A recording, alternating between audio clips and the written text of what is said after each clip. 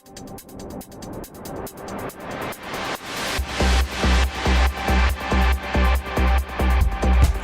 into your seats and get ready. It's time for the Mortarpod.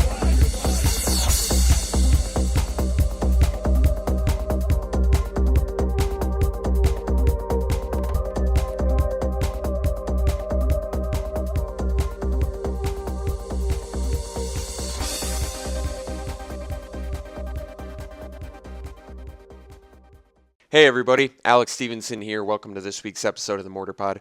If you're not familiar with the Mortarpod, it's a weekly Magic the Gathering podcast, and every week I make a custom set of Magic cards based on suggestions about movies, TV shows, books from you guys, the viewers, and listeners, I guess, in some cases. So this week, no exception. We've got an awesome custom Magic set for you this week. So let's get right into it.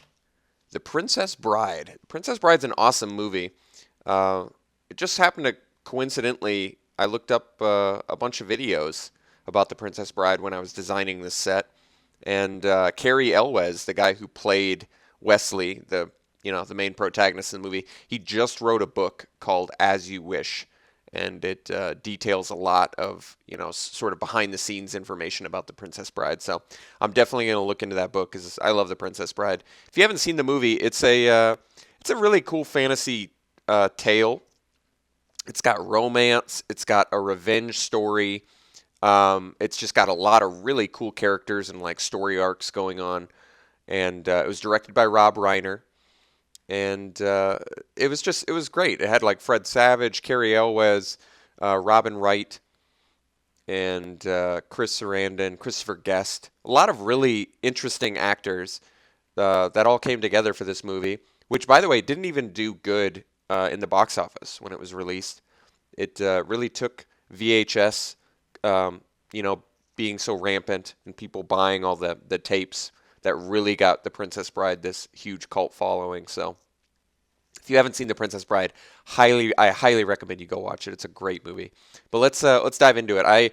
When I make these little slideshows, I organize the cards sort of chronologically as how the movie would go, not as how I designed them. But I want the cards to sort of be shown in the order that the movie progresses. So first two characters you're introduced to are Princess Buttercup and Wesley, Master of Everything. So let's do Princess Buttercup first. She's a legendary human creature. She's a mythic. She costs 2 green and 2 white for a 2/6 creature. And whenever she attacks or blocks, you can search your library for a creature card, reveal that card, then put it into your hand. And then her flavor text is, "I thought you were dead once and it almost destroyed me. I could not bear it if you died again, not when I could save you." So, Princess Buttercup, very important central character to the story since she's not only Wesley's main love interest, but she's caught in sort of a weird political situation where she's forced to marry a evil prince who is sort of trying to set up some political unrest using her. And Robin Wright just did a great job in this role. I really liked her character a lot. She was very nice and pleasant and smart and articulate. So I feel like that'd be a pretty mythic ability. Being able to search up creatures whenever you attack or block would be pretty awesome. So it's almost like a little primeval, except instead of lands, you're getting creatures. Next we have Wesley, Master of Everything. So this is played by Cary Elwes. He did a really great job in this role too. And this is actually his breakout role. I think before this he was just a PA on movie sets. So I know that he was very nervous whilst making this movie, definitely. But Wesley is a blue, a red, and a green for a 4/5 legendary human pirate creature. And then he has tap another untapped creature you control. Wesley, Master of Everything, gains all abilities of that creature until end of turn. And then his flavor text is As You Wish, which if you've seen the movie, you know that means that's his, whenever he responded to Princess Buttercup with As You Wish, he was actually saying, I love you.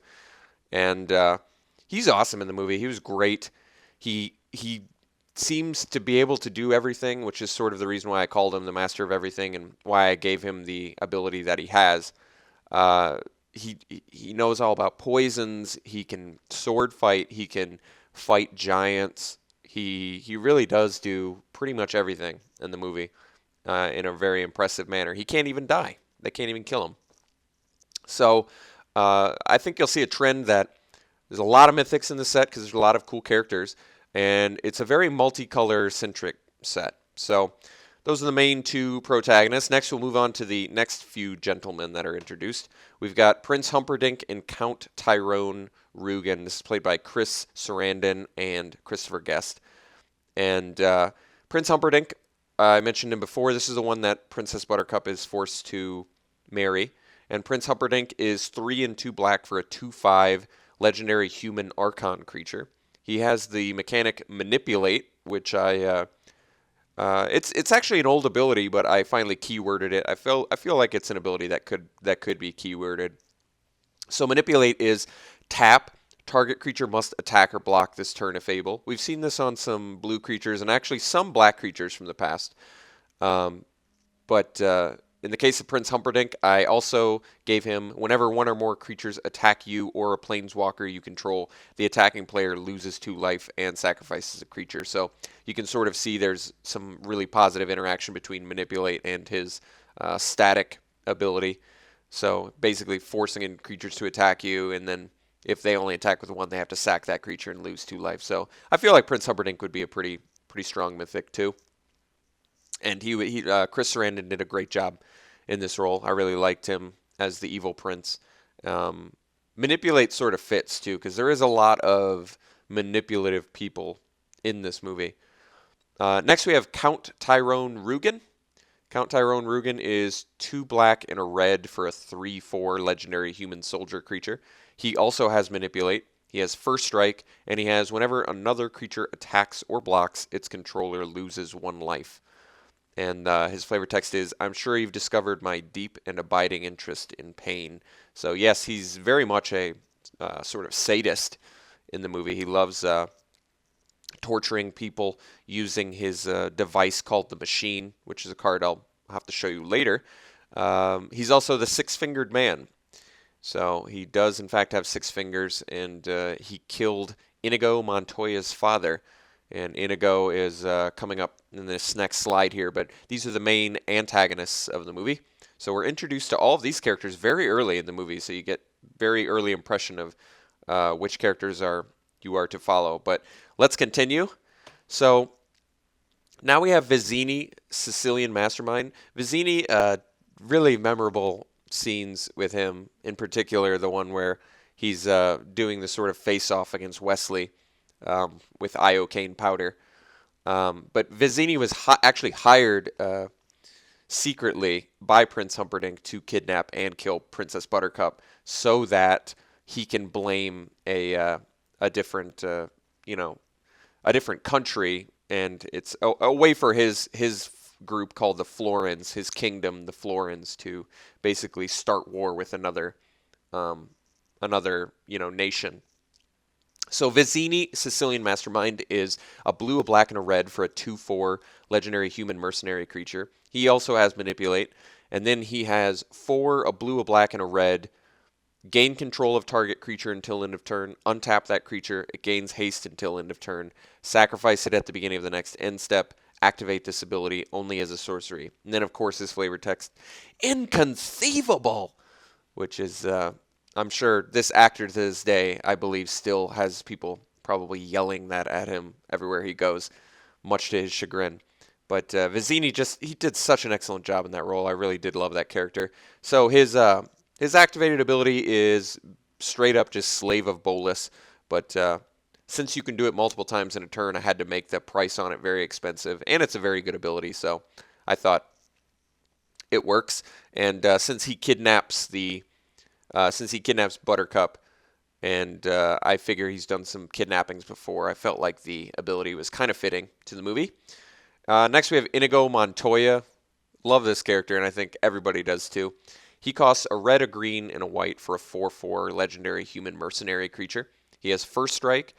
He has fire breathing, so 1 red, he gets +1/+0 until end of turn, and then 1 and a green, you can regenerate him. And then his flavor text, of course, how could I pass up the flavor text on Inigo? Hello, my name is Inigo Montoya. You killed my father. Prepare to die. It's the line he's been working on since he was a child that he vowed he would say to the man who killed his father. I love Inigo Montoya. Just an awesome sword fighter character. Very cool. Played by Mandy Patinkin. And I recommend looking up, and there's a couple interviews of Mandy Patinkin talking about how Inigo Montoya is still affecting him today. That still to this day, his most memorable character. And I mean, Mandy Patinkin has done a lot of Broadway performances and very big productions, but people still just remember from Inigo because that performance was so memorable. I'll give you a little more behind the scenes info that I just learned too. Mandy in the interview talked about how his dad had actually died from pancreatic cancer when he was 52, and this was right around the time they were filming Princess Bride. So what's so remarkable about that is Inigo, or Mandy Patinkin, when he was playing Inigo, in that memorable scene in the castle where he's fighting against Count Rugen, he said how emotional he really was in real life during that scene because he was really thinking about his father. So it's pretty remarkable that it's sort of like the stars aligned on that, where he really was feeling the pain of the loss of his father, and his character was, simultaneously feeling loss of his father. So it just came together for such a brilliant performance. Okay, moving on. So we've got Vizzini, we've got Inigo. There's one more in that crew. We've got Fezzik, played by Andre the Giant. And Andre the Giant's just such a cool human being because he's so unique. I mean, we're talking about like a 7'4", 450-pound man, just absolutely enormous. Unfortunately, passed away now. But Fezzik, the kindly giant. He's 1 colorless, a red, a green, and a white for a 5/6 legendary human giant mercenary creature. He has trample and vigilance, and at the beginning of your end step, gain 1 life for each creature you control if no creatures died this turn. And then his flavor text is, I just want you to feel you're doing well. I hate for people to die embarrassed. So just sort of, I wanted a flavor text that sort of shows that he's super strong, but he really does. He has really got a heart of gold, essentially. He's the epitome of a gentle giant. So very well costed. I was a little bit worried about him because he's so efficiently costed. 4 mana, 5/6 trample vigilance with another ability is pretty good, but I don't know. I don't think he's OP, but he would probably most likely be played in any sort of standard constructed format. Next, we have the Cliffs of Insanity. So now that we're introduced to these 3 mercenaries, they've kidnapped Princess Buttercup, and they're to sort of rendezvous and take her and get some ransom demands. So they head to the Cliffs of Insanity, which is the next card. So the Cliffs of Insanity is part of a small cycle of lands I made for this set. It's a legendary land. It's a mountain plains, so it has both land types, which means, yes, it is searchable by fetch lands. So it also means you can tap it for a red or a white mana. And it has, whenever 1 or more creatures attack you or a planeswalker you control, flip a coin. If you win the flip, Cliffs of Insanity deals 1 damage to the attacking player. I originally had this slightly different, but all in all, I really like this final design on it. So basically, every time your opponent attacks you with any number of creatures, they have a 50% chance of taking 1 damage. I feel like it's still a very strong, highly playable land since it's essentially free damage 50% of the time when they're attacking you in a turn, and at no cost to you. So I feel like it would be a very cool, highly played card for sure. Moving on, now that they're at the Cliffs of Insanity, this is the show-off between Vizzini and Wesley. So Wesley pulls out something he calls Iocane Powder, which is the next card, and this card is 1 green instant. Target blocking or blocked green creature gains Death Touch this turn. Draw a card.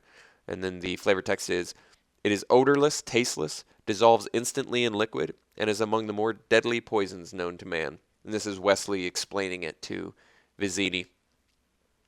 And that's a very famous scene that he, of course, puts the Iocane powder in both drinks. And Vizzini despite being a clever man, does not see through the trick and ends up dying. So Wesley successfully rescues Buttercup. They then head from that location to the Fire Swamp, and that's the next card, part of this land cycle. Um, Fire Swamp is a legendary land, a swamp mountain, and it also has random abilities on it as well. So for 1 black and tap, you can choose target creature at random, and it gets -1/-1 until end of turn. And then 1 red and tap, choose target player at random. The Fire Swamp deals 1 damage to that player. So I like the idea of a utility land that can kill things and can deal damage to players, but because it would be too good, I think, if you could just do it every turn for such a cheap cost, I like the idea of randomness. So this can randomly kill your opponent's creatures, or it could kill your creatures, or it can randomly deal damage to your opponent or yourself. So some people just love the random, and I do on occasion as well. I still feel like this would be a pretty highly playable card, especially the choose target creature at random. It gets -1/-1 until end of turn. I mean, the beauty of that one is if only your opponent has creatures, it can only affect your opponent. So I still think this would be a highly played land as well. So Wesley and Buttercup are heading through the Fire Swamp, and what do they encounter but a rodent of unusual size, or ROUSs. Also another, I just discovered that there was actually little people inside of those, inside of the ROUS costume. Believe it or not, there were little people in those costumes that were fighting Wesley. How funny is that? So, rodent of unusual size is 1 black for a rat creature. It's an uncommon. It's a 1/1.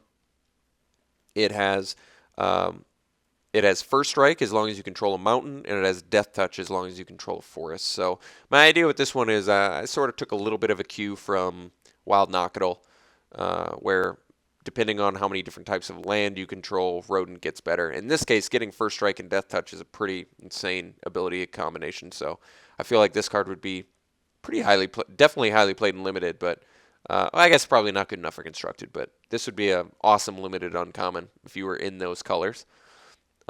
Next, we have the Pit of Despair. So here's what happens. They get out of the Fire Swamp successfully, and that's when they're encountered by Prince Humperdinck and Count Rugen. And Princess Buttercup begs for Wesley's life, and Humperdinck promises that he will not be harmed, but he, of course, is a manipulative liar, so he ends up taking Wesley. He gets Rugen to take Wesley to the Pit of Despair, and this is the final of the land cycles. This is a mountain forest mythic, and it has a red and a green tap. Choose target creature you control at random and target creature an opponent controls at random. Those creatures fight each other. So a random fight, I felt like that would be a fun land card. And, this one is, at least semi-controllable. If you only have one creature, it's the only one that can be fought. You just don't get to choose what you fight against your opponent. I still feel like this would be a cool card. And all in all, I'm very happy with the random effects that, can still potentially be very good. So anyway, Rugen takes Wesley to the Pit of Despair, which is hidden inside of a tree knot. So he's put and hooked up to the machine, and the machine is four colorless artifact. It's a rare, and it has X and tap. Put X -1/-1 counters on target creature, and then the flavor text is, the concept of the suction pump is centuries old. Really, that's all this is, except instead of sucking water, it sucks life. So supposedly the machine has a little gauge or indicator on it, and you can adjust it. And for whatever number you put on that gauge is how many years of life the machine sucks out of your body. Very cool. Because Buttercup still loves Wesley, Humperdinck eventually goes down and turns the machine up to 100 years, which in fact kills Wesley. So Inigo and Fezzik at this point have sort of been enlisted or need to go and rescue Wesley. And it's because Inigo realizes that they need the Man in Black if they want to get back at Humperdinck and get back at Rugen, the man who killed his father. The reason that he knows he needs the Man in Black is because the Man in Black beat him in a sword fight. And Inigo's been training his entire life at sword fighting. So a man who can beat him in a sword fight is obviously someone that you want as an ally. He also beat Fezzik in a fight, and Fezzik is a giant. So they knew that the Man in Black was someone that they were going to need to get what they wanted. So they end up finding the Pit of Despair, and they find that Wesley has been killed. So they take him to Miracle Max, played by Billy Crystal. Miracle Max is a white and a blue for a 1/3 legendary human cleric creature. It has one colorless, a white, and a blue tap. Return target creature from your graveyard to the battlefield tapped. That creature doesn't untap during your next untap phase, and then activate this ability only as a sorcery. And then, of course, this flavor text is, it just so happens your friend here is only mostly dead. So I guess you can be completely dead or you can be mostly dead, and Miracle Max apparently can distinguish between those. I was really happy with how this card turned out. Inigo and Fezzik take the dead Wesley to Miracle Max, and Miracle Max used to work for the former king before the ruler, Prince Humperdinck, and he sort of lost some confidence in his ability to bring people back to life, but because he hates Humperdinck so much, he agrees to help Wesley for practically free. So what happens is he does successfully bring Wesley back to life, but Wesley is sort of incapacitated for a short period of time while he can hardly move. He can only speak a little bit, but he can't move much. It's a kind of a gradual process to get back to 100% when you've been brought back to life. So that's sort of the idea behind Miracle Max's activated ability, why they have to return tapped, why they don't untap during your next untap phase, and why you have to use it as a sorcery. I didn't want you to be able to, end of your opponent's turn, bring them back, and then only have to wait one turn to untap your guy. I felt like that was a little bit too good. The fact that Miracle Max can just, for 3 mana every turn, bring a dude back from your graveyard to the battlefield is impressive enough, I thought. So I was pretty happy with how those turned out. And then finally we have Visage of the Dread Pirate. So Wesley is actually also the Dread Pirate Roberts, who you discover there's been a bunch of Dread Pirate Roberts. And that's where Wesley learned a lot of his sword fighting skill and other abilities. But once Wesley has sort of recovered a little bit, and he's with Inigo and Fezzik, they realize that they can't break into the castle. There's just too many guards blocking the way.